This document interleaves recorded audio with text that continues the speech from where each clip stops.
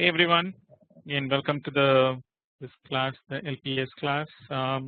Today we will be again continuing with the Linux networking lecture number 6. In the last lecture, we just introduced the DFS. Today we will be going on with the DFS, the distributed file system. In fact, I am going to actually we'll start the DFS discussion today. Last time we just looked at some introduction, but I'm going to repeat that material again. Before I begin, I think we had a good lecture on the DNS system. We looked at the email last time. I'm not going to recap that today. If you have any doubts, we can always take it up in the next session or so. So let's begin the discussion on the distributed file system.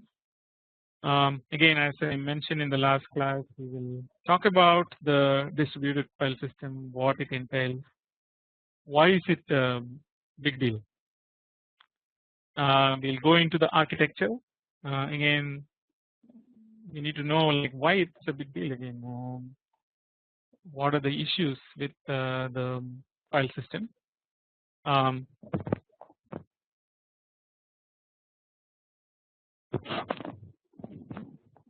What are the issues with the file system, and also we will take up like 2 case studies. One is on the Sun NFS system, and then the other one is Andrew file system.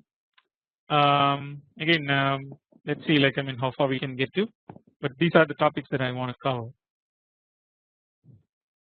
So last time we discussed the file system. Again, the file system basically it was developed for a centralized computer system and the desktop computers.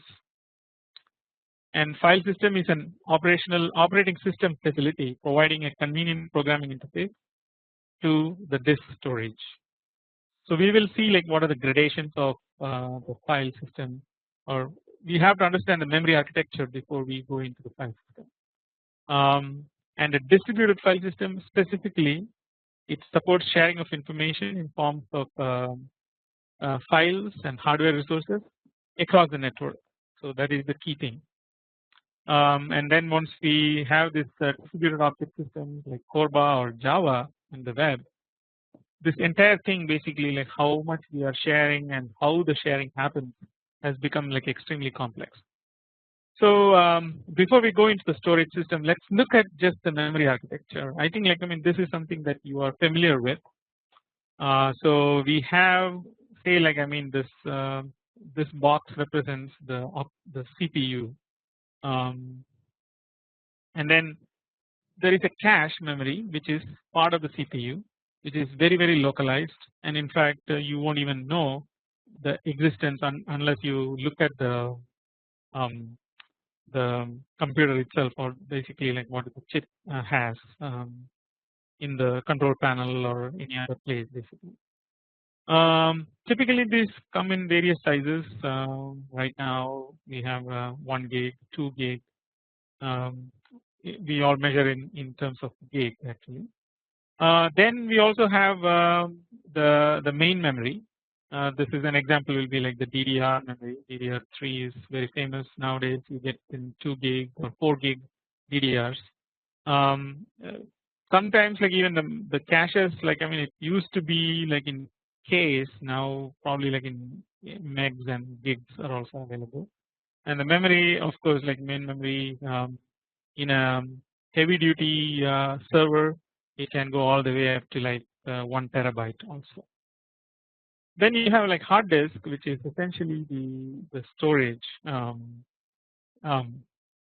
where things get written, and basically it resides, the programs reside in the hard disk before they get executed. A distributed storage is nothing but so if you look at this particular box, the box around it is a system or a computer, and then basically like a distributed system is a centralized storage, and that is shared between multiple computers, or there are multiple disks that can be accessed by a single computer all through a network. So now, I mean, if you look at the hard disk and the distributed storage, apparently they are all the similar stuff. So what is the big deal in like using a distributed system? So let's look at some of the challenges. So when we talk about the distributed file systems, there are many challenges that that we need to overcome in order to make sure that we get um, we can reliably store and retrieve data. One of the issues is the transparency. So as you know, the data is written in various chunks basically. So what kind of data in a hard disk is transparent to the host systems? Is it all of them? Is it some portions are transparent to some of the systems and some portions are transparent to another system? How is that divided? And then when there is an overlap, like what happens? So these are some of the things that we need to worry about, because there are many systems accessing the same disk storage. So again, that's one thing that we will talk about. Then the next issue will be the concurrency issue. What happens if two servers or two clients access the same files concurrently? Who gets the preference and why? So these are the kind of questions that we ask about concurrency. Then the other one is replication, which is when the file in a server changes, can all the clients see the change immediately, or do they have to wait? How does that work? So again, that's another thing that we will talk about. Then the fourth challenge is the heterogeneity challenge. Again, in this one is whether the file system support multiple OSs. So I'm connecting with Windows OS. Somebody else is connecting with Linux OS. Somebody else may be connecting with the iOS OS. How does the system behave in that sense? And does it support all the OSs, or it supports some of the operating systems? How does it work? Then the other challenge is the fault tolerance challenge, which is when the file system crashes, how does the client know about that? Or if the client crashes, how does the file system react? Say like, I mean, you are writing to a file area and then the client crashes. Now what happens? To does that area gets recovered, or is it just all corrupted? What happens there? Then the other one is consistency. Consistency comes from the different clients when they access basically the what each client looks at from its perspective, are they all in consistent view? So that's another thing basically that we will talk about. And then the security is another concern. How do you authenticate a client or a user to a file system, and so that, I mean, only he can access. We saw like some of the high level issues regarding security in when we studied about the basic Linux OS, where we talked about the read write access, read write execute access. How does that work? So here we will be that challenge has been multiplied pretty heavily. So we will look at that. And then finally, efficiency. How do we keep wastage of the space to the minimum? So are there techniques that we can employ to do this? What do we do? So again, as I mentioned, the classical examples are the Sun NFS and Andrew file system. So we will be learning about all these things. So before we go into that, let's look at the memory architecture, which is essentially we saw this in the previous slide. So let's look at it from the main memory onwards. So we are not looking at the caches and the inside whatever is inside the chip. So main memory, it's not share. It's not a shared memory. Mostly like it's local to that particular machine or that particular CPU. And the persistence, it's not persistent. So persistence is another property essentially for the data, whether when the process die, whether the data still stays there or not. So usually what happens is whatever the program that is running in a process writes out the data into the hard disk, so that the main memory is completely cleared of any of the remnants of that particular process. So so what that means is basically the main memory is not a persistent memory. So we don't keep anything after the process gets executed. Then by nature, main memory is also similarly is a very localized memory. So we don't keep any distributed cache or replicas. So that's also no. Then the consistency maintenance, again it tries to maintain the consistency, and the example essentially, but it's still a one copy consistency, so that you cannot replicate that copy across multiple main memory systems. Here we will call it main memory systems. Example is that RAM or the DDR is another one. So those kind of things. Now let's look at file system. File system, again, like we don't allow the file system to share, but it is persistent, meaning the data gets written into that file system after the process gets executed. Again, I'm distinguishing between program and process. This is the distinction that we saw very early in the course, which is essentially the process is a running instance of a program. I hope you guys remember. Again, the file system also doesn't allow distributed or cached replicas, because inherently, like this file system we are talking about is a file system within the computer, so it's mainly for that particular machine.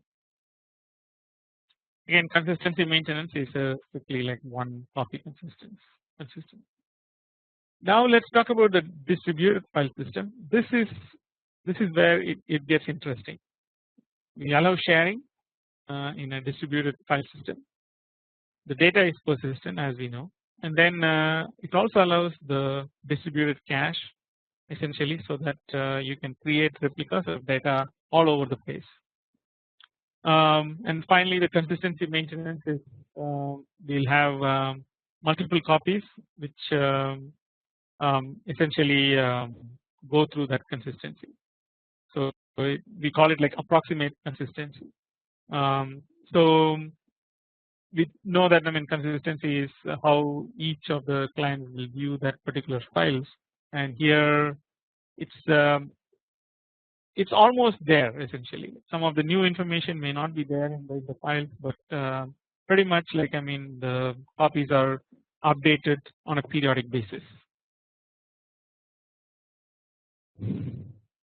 So now let's look at a web server.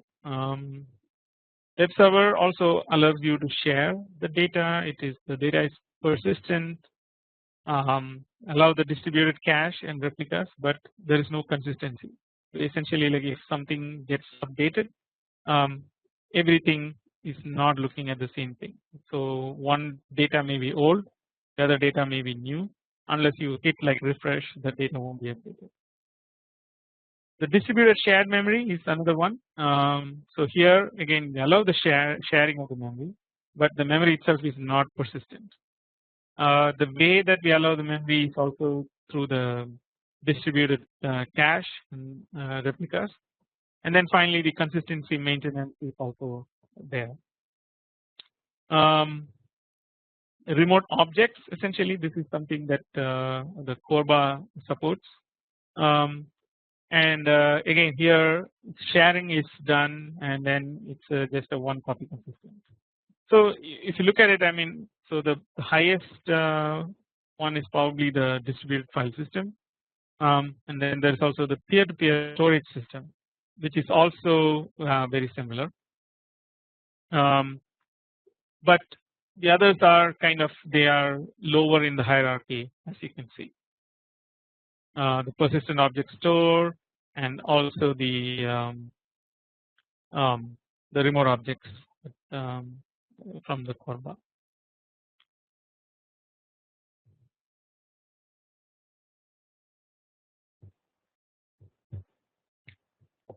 So let's look at the next picture. This shows like a layered module structure for the implementation of a non-distributed file system. So here we have a directory module and then a file module, then the access control module, file access module, a block module, and a device module. So let's just look at what each the function of each of them. The directory modules is essentially like, I mean, that has all the file handles that are in that particular directory. So this is the each of the file IDs. The file handles are also known as the file ID. So essentially, the file names are related to the file IDs with using the directory module. The file module keeps all the file IDs and correspondingly like what is the file, where is it located, and all those details. The access control module is the permission checker. We already know that there are three types of permission: the read, write, and the execute. So the access control module is the one that checks for these permissions and whether certain operations are allowed or not allowed.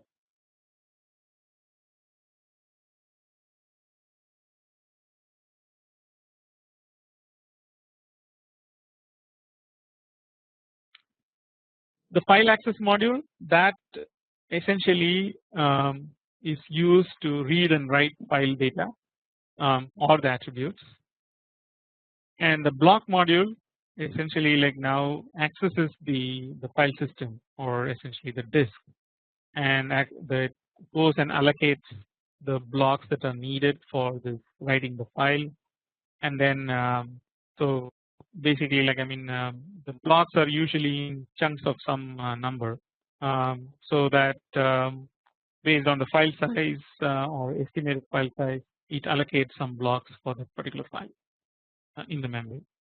And then the device module is essentially like, I mean, now that is pretty much it. It is the module that accesses the disk, does the IOs, and also like does the buffering. So whenever you are reading the file, it takes the file ID essentially like, I mean, accesses that particular disk, and it gets the file for through the buffers. It takes it through the buffers.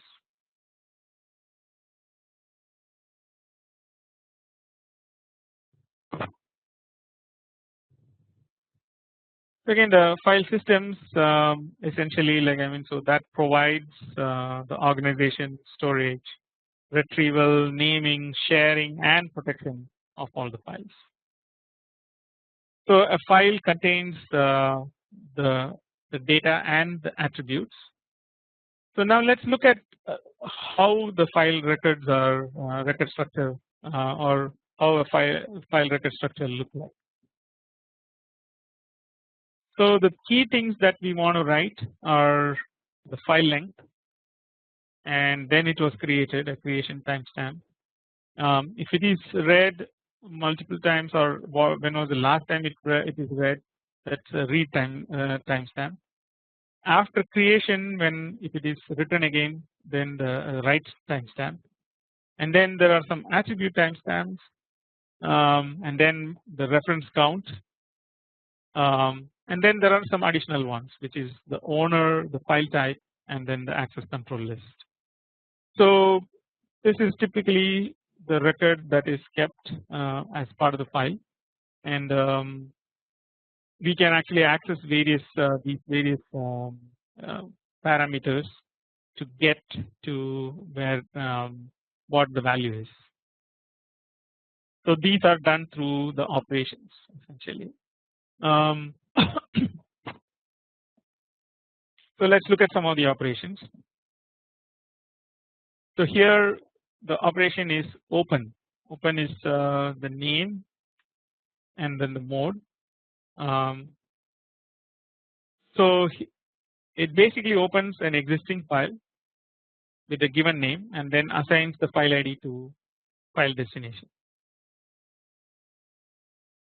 Create is another operation with the name and the mode, and this one creates the file with the name, and that ID is assigned to the file ID file des.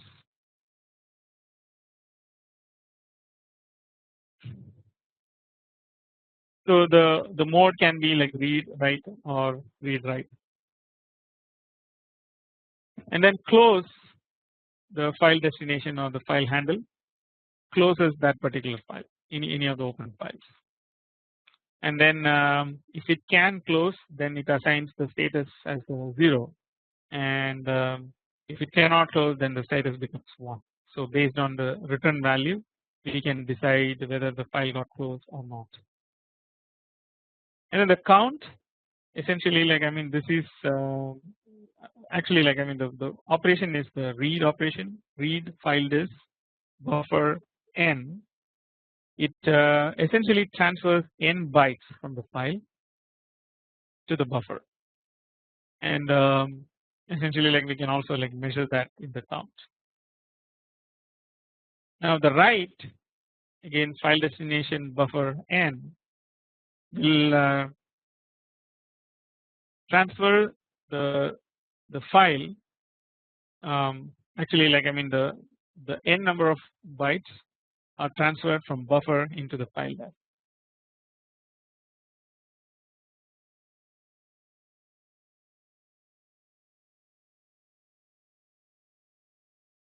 So these operations essentially like they deliver the bytes, and they also advance the read write pointer. So the pointer is essentially like what is in the file, so that you know like where exactly that is. And then lseek is you give an offset and another param called when.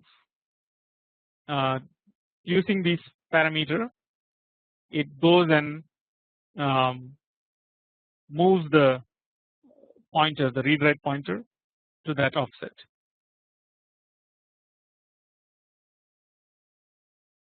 And then unlink essentially like removes the file name from the directory structure.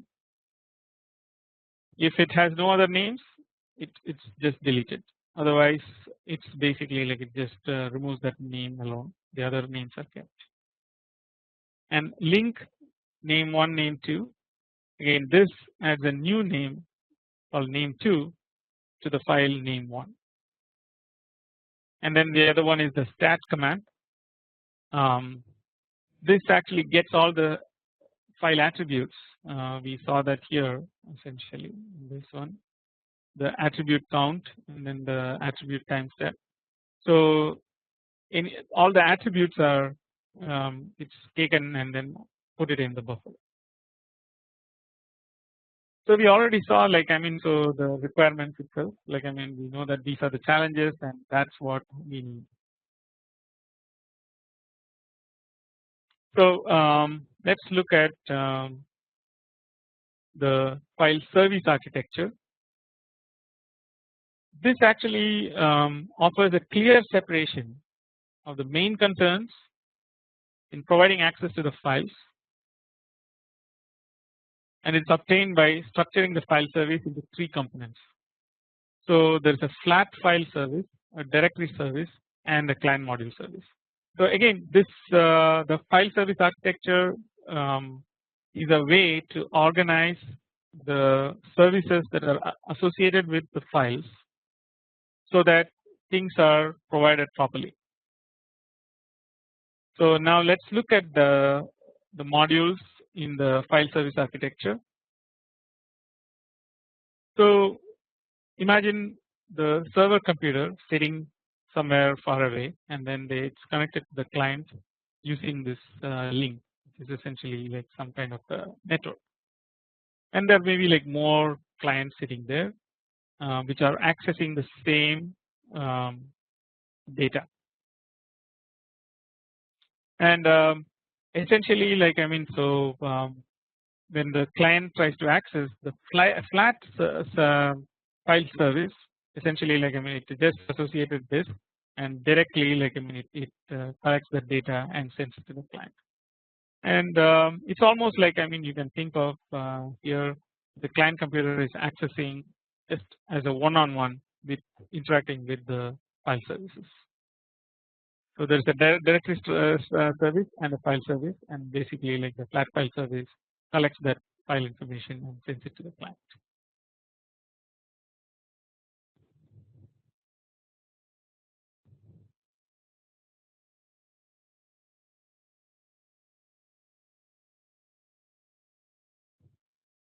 So essentially, in a flat file service, all the files are assigned a unique file identifier or UFID, and so since the files themselves are uniquely named, it's easy to actually obtain what the file is. And essentially, like I mean, so one system that is accessing one of the files, the other systems may not be able to access that same thing. Every file has a unique identifier, and the clients need to know that unique files identifier in order to access that flat file. So the client, there's a client module that exports the interfaces by the flat file and the directory services from the server side. So the directory service itself, it's provided, it provides the mapping between the text names of the files and their UFID. So the client may obtain the UFID of a file by coding its text name to the directory services, and these are all like one-to-one mapping. So that's the uniqueness of the flat file service, which is not very interesting. And as you can see, actually the UFID can be a long sequence of bits because we need to map all the files in the file system with unique identifiers, which is kind of an arduous task anyway.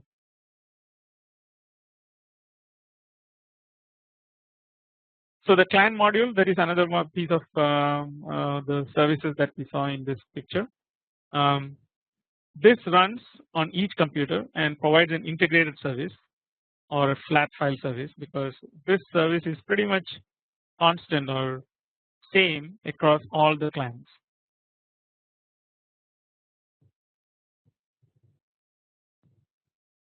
So the client service, in fact, in the Unix side, actually emulates a full service, full set of Unix file operations.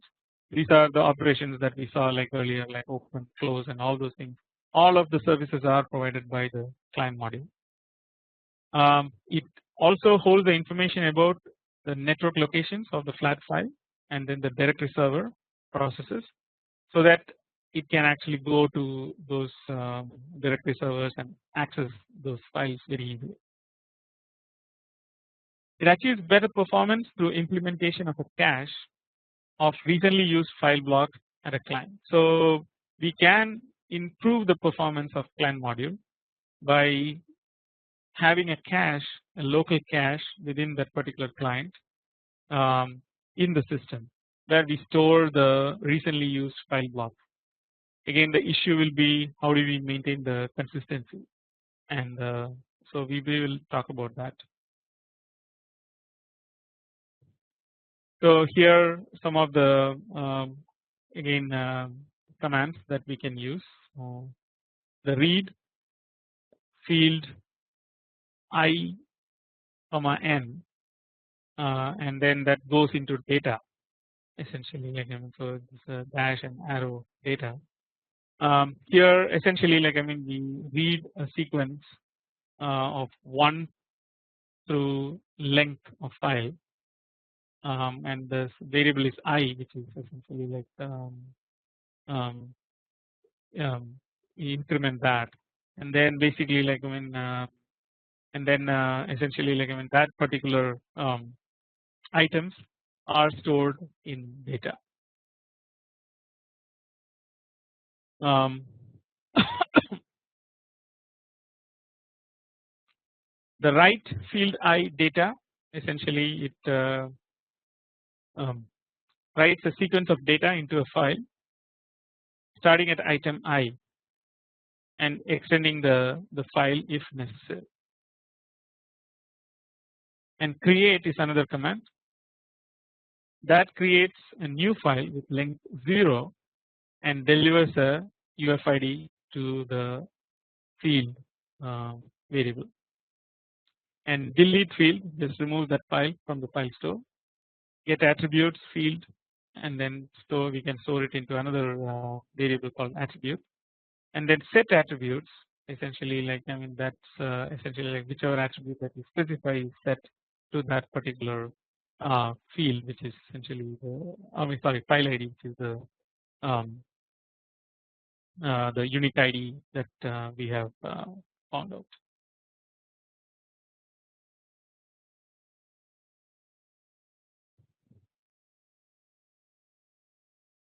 So again, the access control.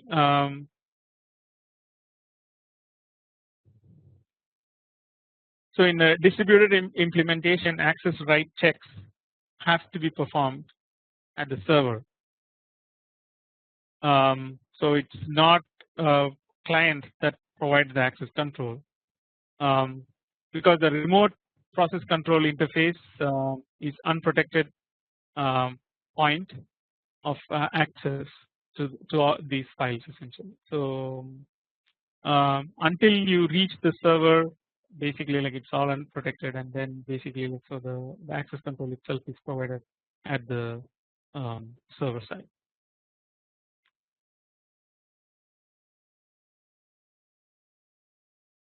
Directory service interface, essentially like that we will look into it now.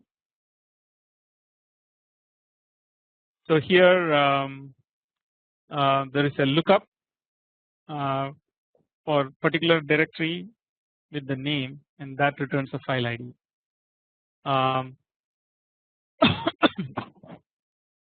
And if the name itself is not there in that particular directory, then it throws an exception. So that is the throws not found field. The add name essentially like adds the name and call the file into that particular directory. And if there is already that name exists, then it throws an exception.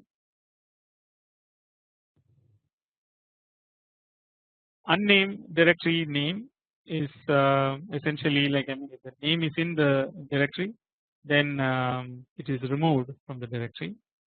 If it is not there in the directory, then it throws an exception. And then finally the get names directory with pattern,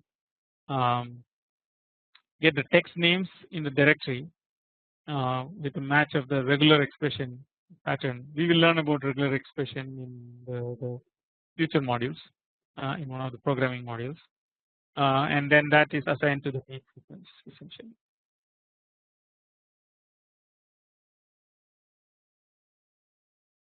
So now we go into the next file service architecture, which is hierarchical file system. So right now we looked at just the flat file, which is very easy to implement, very easy to access, but at the same time you cannot do a lot of functionality there, and also you need to carry a long unique file identifiers, which just causes issues by growing your directories and growing the client modules. Now let's go into the next one, which is the hierarchical file system.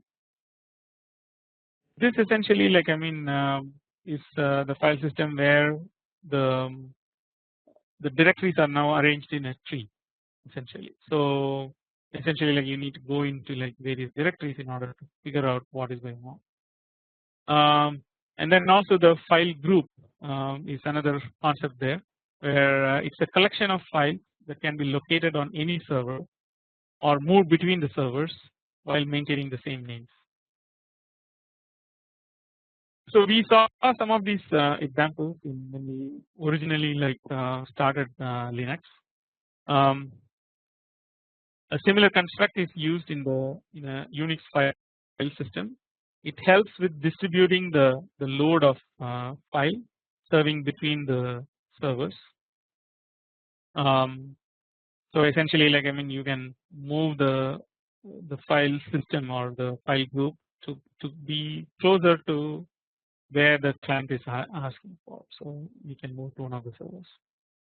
Also, the file groups have identifiers which are unique throughout the system. So that's the way that it can be moved from one system to the other.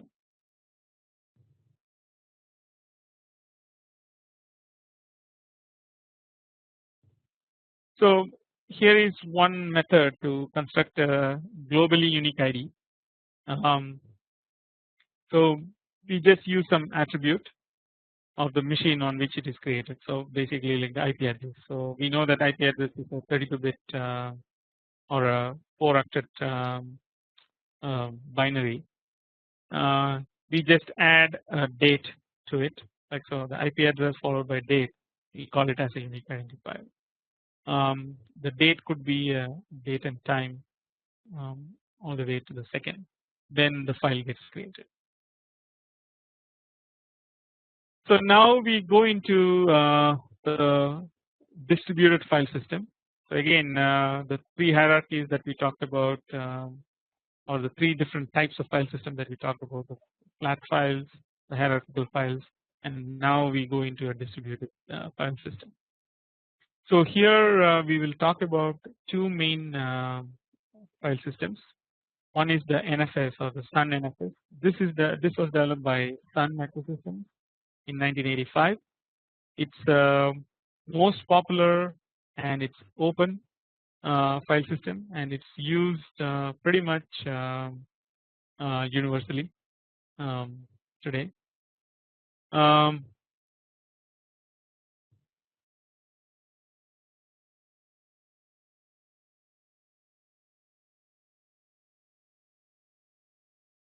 Also, the NFS protocol itself is standardized through this particular standard. It's known as the RFC 1813.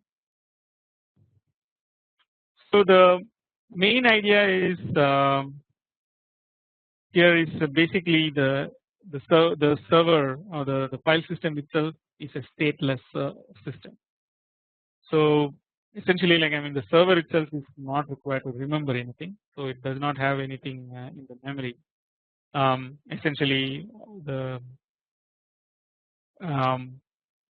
things like which clients are connected, which files are open, things like that. So essentially, it just the file system itself is sitting in one place. The clients basically send some requests essentially with all the information that are needed, and then basically the server just fulfills the request, and then it forgets the minute it fulfills the request and then moves on. So the onus is on the clients to provide all the information that are needed for accessing a file, or essentially to provide that or to get that service. So the whole so the advantage of this kind of a system is that the server state does not grow with more number of clients. So there is no change to the server itself, which you need to change the number of servers.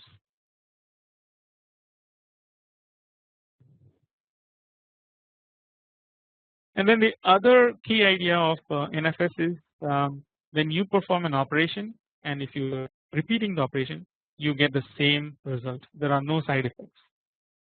So essentially, if you say like A equal to B plus 1, and then essentially every time you do the A, basically it always you get only A equal to B plus 1, or you don't get A equal to A plus 1, where now the state of A is different, so that the next time when you query it's a different answer. The second system that we will study is the AFS, or the Andrew file system. This is developed by the Carnegie Mellon University as a part of the Andrew distributed computing environments in 1986. So you can see that actually they are fairly close. This research project was to create a campus-wide file system, and basically a public domain implementation is available on Unix. It's called the Linux AFS. So this was again also adopted as a basis for the DFS system, DFS file system in the Open Software Foundation, and the distributed computing environment group essentially.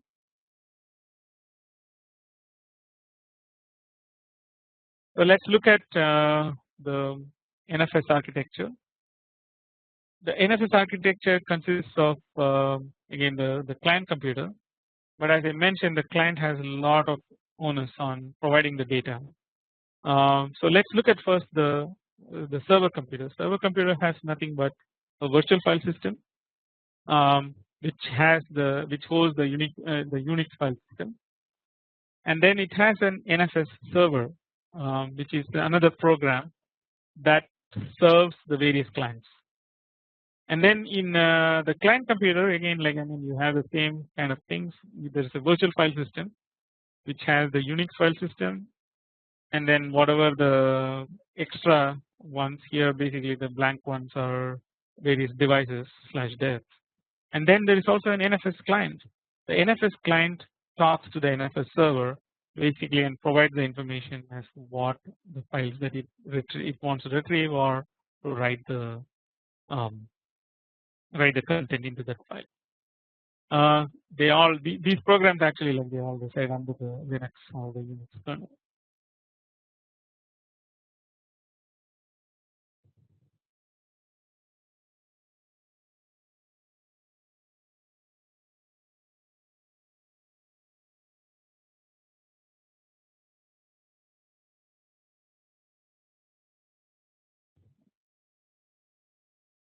So the communication between the client and the server are using RPC, what is known as the remote procedure calls essentially. So the client itself, basically it's a transparent access to the NFS file system. So when you go through this NFS client to the NFS server, since it is stateless, basically like it's as if like this is now connected together and there is no NFS server and NFS client, and basically it's just you can transparently access whatever is inside the Unix file system on the server side as well.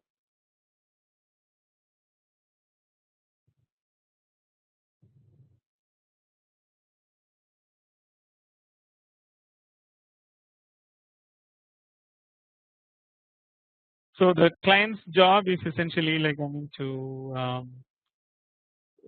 basically provide this file system and also the transparent access to the NFS. It also provides some virtual nodes essentially, which is essentially like procedures for procedures on an individual file, or it's an interface for procedures on an individual file.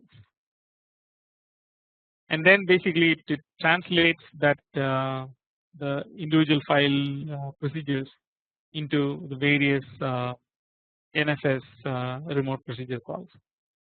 So that way, like it can access the NFS server and retrieve that file. So here, essentially, like the application program provides the Unix system calls through the Unix kernel, and essentially, like the operation zone. So the virtual file system just keeps all the operations as a local operation, so you won't feel that actually there are some remote files also. So from the application side, you're just calling a local program, but the virtual file system identifies which is the local and which is the remote files, and then the remote file is channeled through the NFS client, and then it provides this RPC into the NFS server to retrieve that file.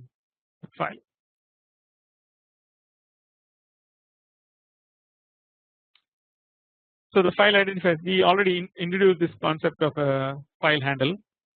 The file handle is the file identifiers that are used in the NFS itself. So here a particular file handle denoted as FH could be the file system identifier, the node number, and then the inode generation itself. So all of them are combined together to get to the file handle. So the various commands are used here. So in this one there is a read operation. We again, like very similar to the flat file access, give the file handle or the file ID, the offset and the count, and then that retrieves the data and then put it in the data variable. The write, for writing, basically we give again the file handle, the offset, the count, and then the data, and then basically, like, I mean, it is written into that file system, and then basically like there's an attribute that is written. The create command, essentially where we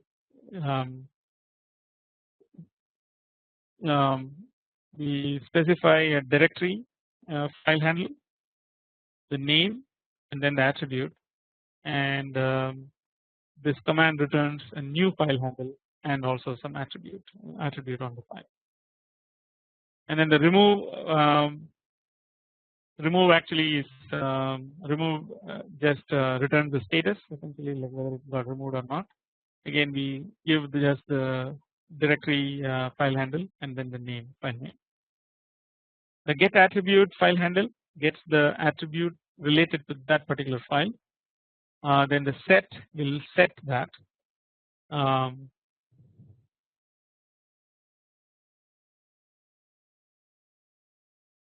Then there's a lookup command, essentially, which returns the file handle and then the attribute. Rename command, it's basically the original name or the from directory file handle and the name to the to directory and then to name. Link provides a link to the existing file. Then the reader essentially reads a particular directory and then returns all the values into this variable entries. Symlink is a symbolic link, essentially, or a soft link, which ties a file to another and new name, and then that returns just the status. The read link file handle, essentially, like that returns a string, essentially. So it gives the expanded link path. Make dir is it creates a new directory, and for that it gives you the new file handle and then the attributes. And then rmdir basically removes a directory, and then stat file system file handle gives the file system status, essentially. So these are some of the commands that are used in the Sun NFS, which is one of the very popular systems.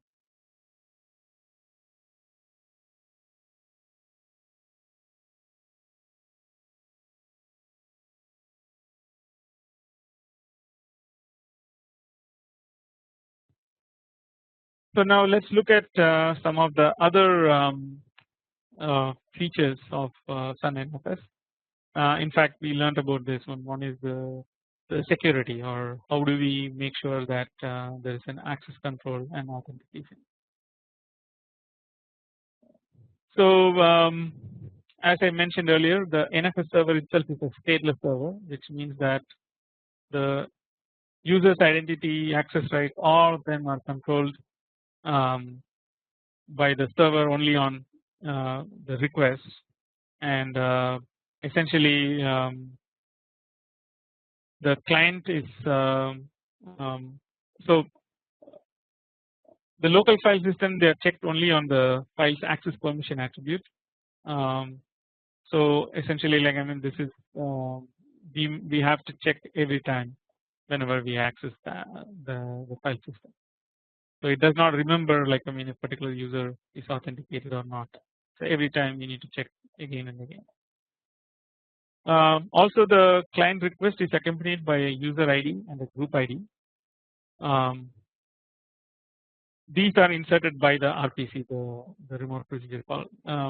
We talked about this also, like earlier, like in this example, where the virtual file system converts, or basically like it forwards the remote access to the NFS client, which converts the file handle into the particular remote procedure call, which contains these additional data, which is the user ID and the group ID, and then it sends it to the file system to gather that file.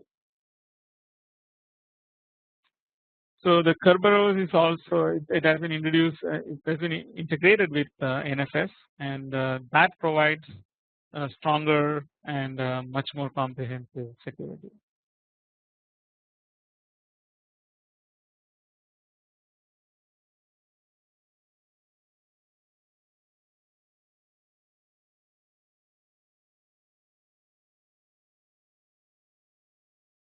So now let's look at the mount service. Mount service is used to mount a particular disk into the file system. So if it is a new disk, we use the mount function to do this, to mount the remote files. So the operation is mount remote host, remote directory, and the local directory. So it basically like mounts that file system into the local directory.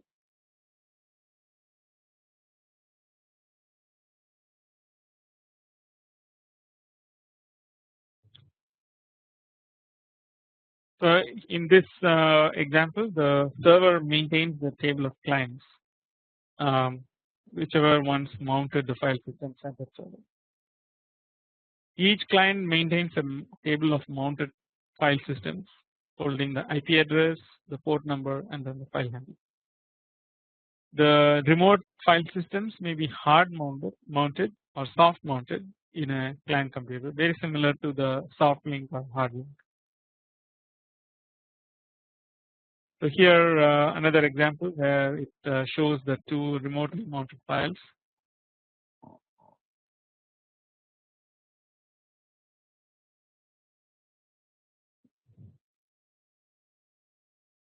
So in the server there is a directory called people, which contains like Big, John, and Bob.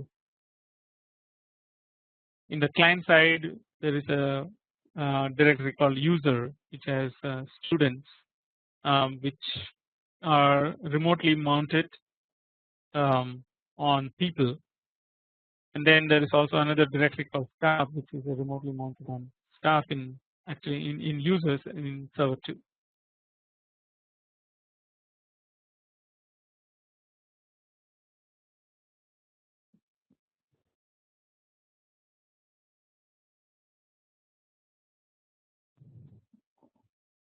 Then there is also a concept of auto mounter. The auto mounter was added to the Unix implementation of NFS in order to mount a remote directory dynamically whenever an empty mount point is referenced by a client. So this is kind of if the client asks for a particular node which is empty by default, then the auto mounter automatically mounts the particular remote directory there.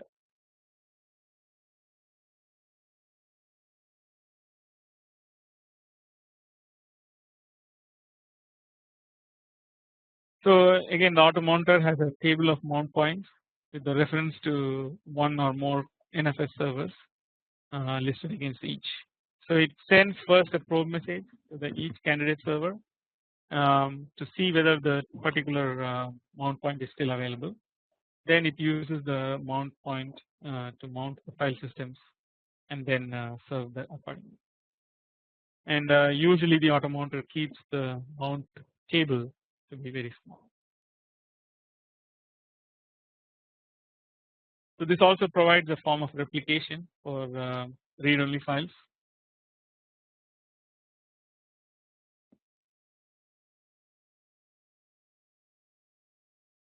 So let's look at the caching essentially. Like I mean, so caching can be in of two forms. One is a server-side caching, and then also the other one is the client-side caching.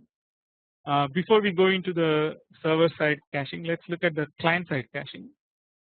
The caching always is it provides improved performance because certain blocks if you cache, and basically those are the frequently used blocks, and if the client requests that every time, the cache can provide very quick access to that particular block, so that the system that is requesting that is not starving for data. So for reads, essentially, like I mean, so the always the protocol from the client side is checks with the local cache before goes into the server, because whenever we go into servers it can take longer time, whereas the local cache will be easier. So only if there is a cache miss it goes to the server. But at the same time, writes basically you can the most or the Sun NFS itself provides a periodic write back and not an immediate write back to the server. Mainly the reason is we don't want to contact server that often because that can slow down the communication network.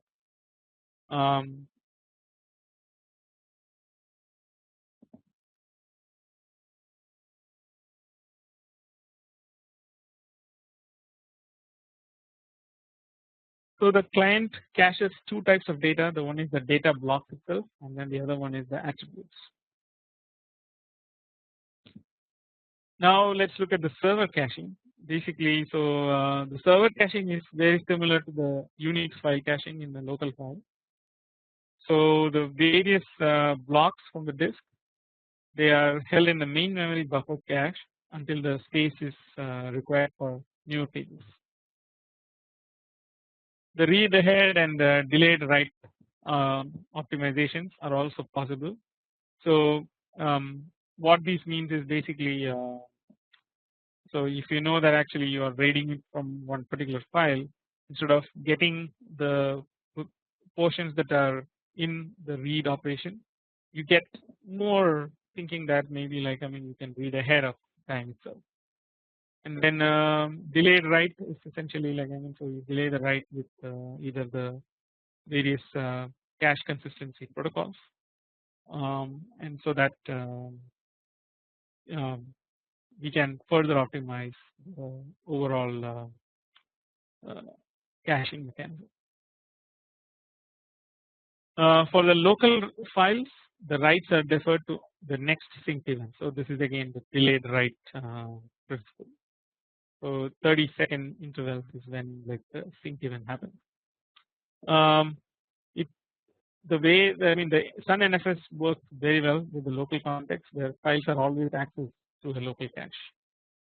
But in a remote case, the synchronization like it doesn't guarantee the necessary synchronization to the clients.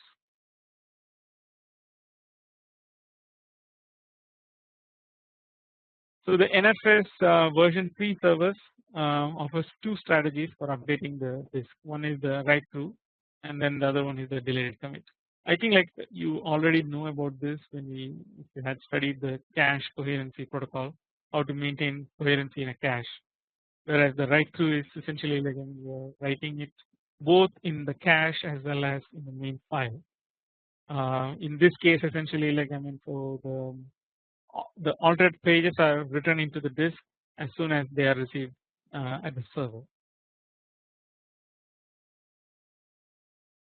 So then the other one is the delayed commit, whereas the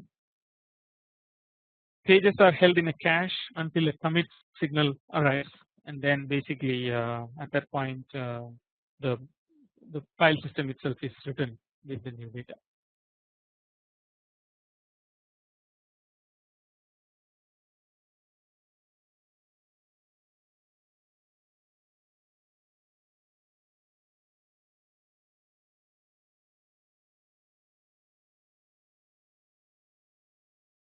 So we looked at this one basically, this client caching. So again the client caches the results from the read, write, get attribute, lookup, and then the reader operations. The synchronization is not guaranteed when two or more clients are sharing the same files. So that's something that we pay the penalty for. Then the validity itself is checked through a timestamp based check.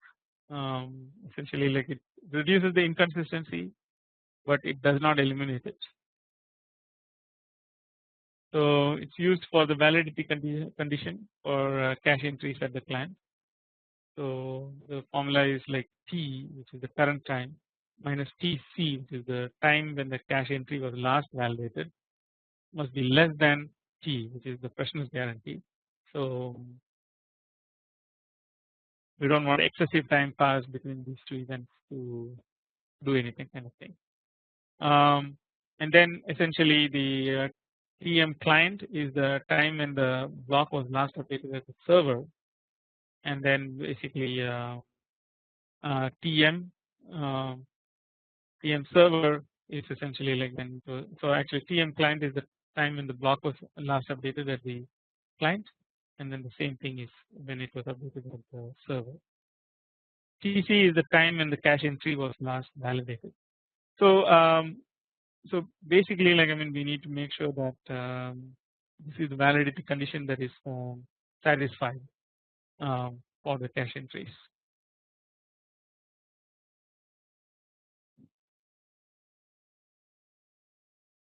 So in the previous one, the T itself is it's the freshness guarantee. That can be customized, so you can decide what that value should be, and then based on that we can construct um, the the rules. So the T is set between like 3 seconds to 30 seconds.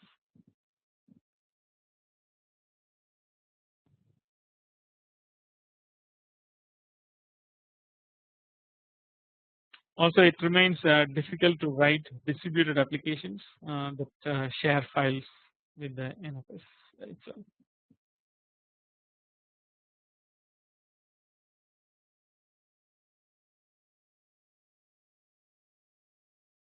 So one other question that may come up is how do we maintain how do we update, or how does client update the server? So for files, essentially, like I mean, we can do the write back from the client cache to the server, and then we can decide that interval as 30 seconds. Also, like there are commands called flush on close, which is essentially it takes the memory reads and writes and then push it into the file system automatically. For the directory, essentially like we just synchronously write to a server. So as an example, we can say, like, okay, the client X and Y, they have a file name called A that is cached, and then the file name A occupies the blocks 1, 2, and 3. So now the clients X and Y both can open A, and then X writes to the blocks 1 and 2, and then client Y actually like now it writes to the block 1, and 30 seconds later what happens? The client Y reads block 2, and 40 seconds later the client Y reads block 1. So again, like I mean, this is one scenario, like I mean, where you can find out how system will behave.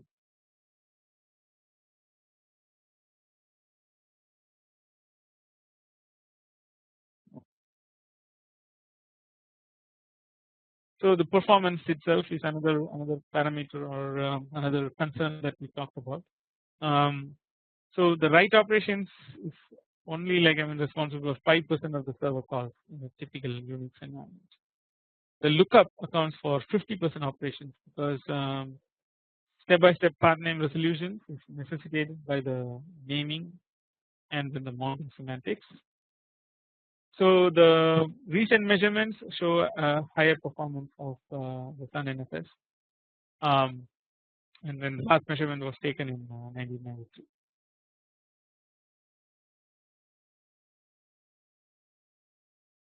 So in summary, NFS is an excellent example of a very simple but a robust high performance distributed service or a distributed file system.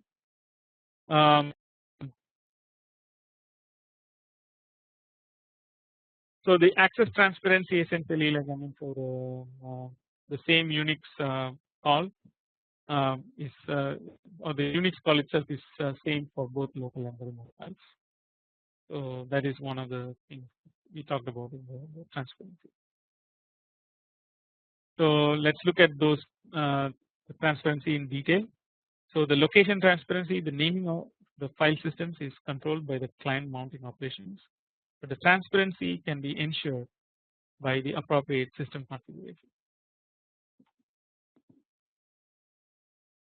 So even though like I mean the client actually controls the mount operations and how to name the files, the transparency can be controlled if you actually configure the system with the appropriate information or uniqueness in the mount points.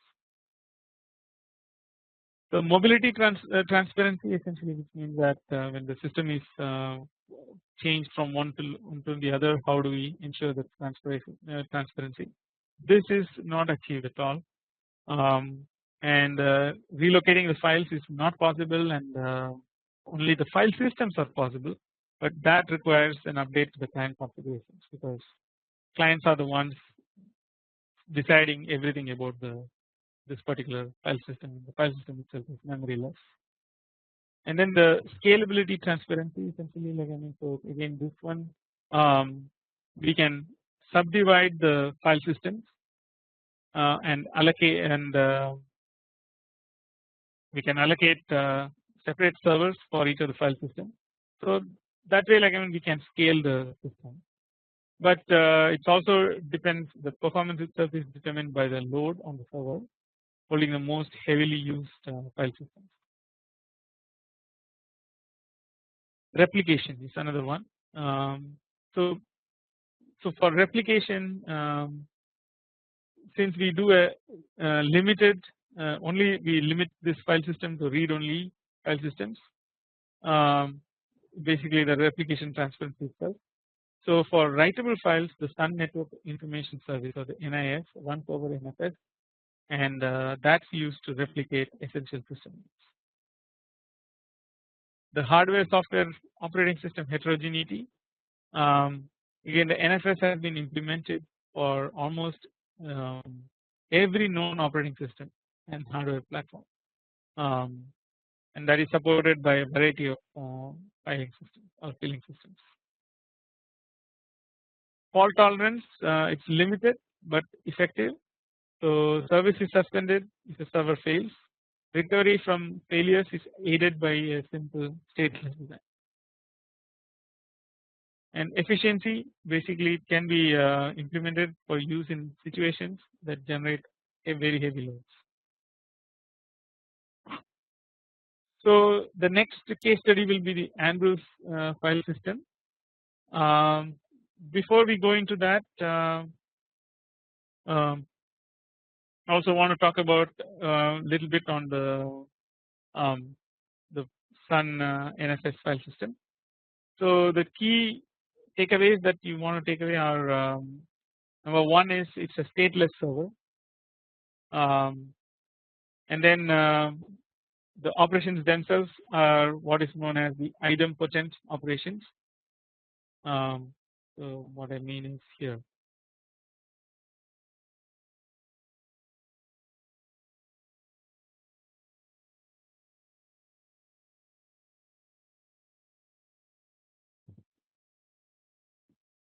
Oh, where is it?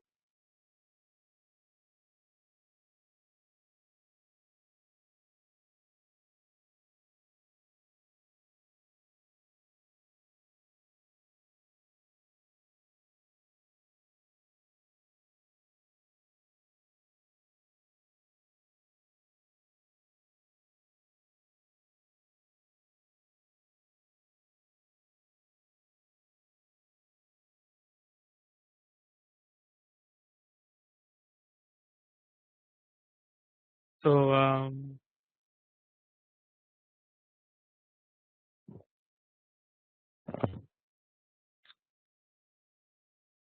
yeah, and then the other takeaway is also the client so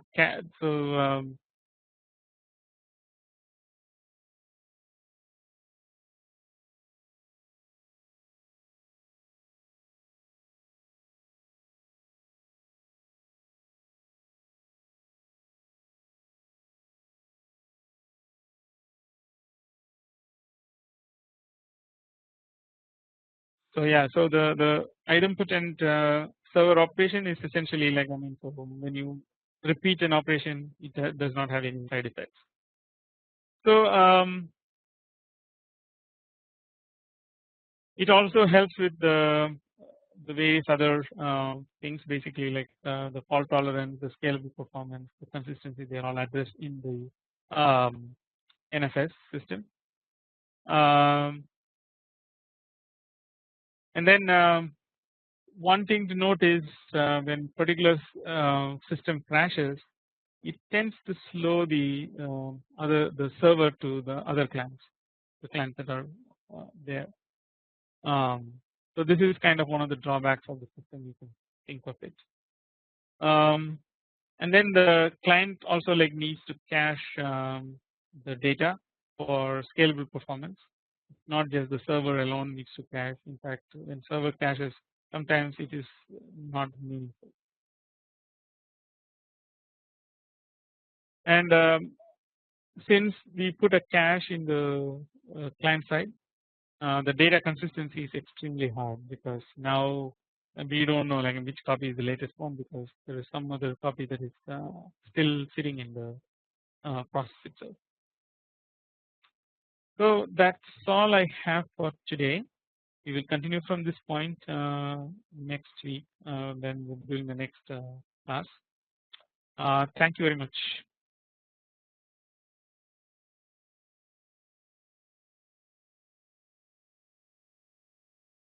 Sandeep.